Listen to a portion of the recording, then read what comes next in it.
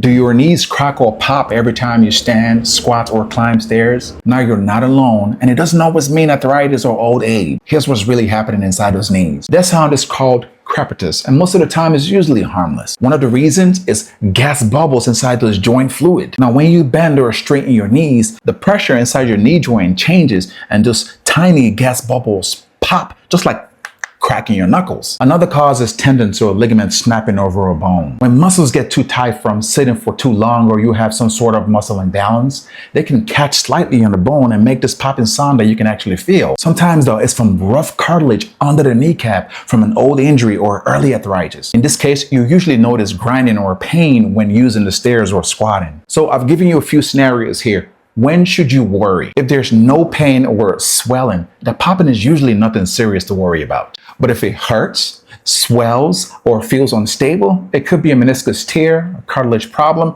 and it's worth checking out with your doctor. So next time your knees crack, don't stress, it's usually harmless. But if pain or swelling kicks in, that's a cue to see your doctor. Now you know. Follow for more.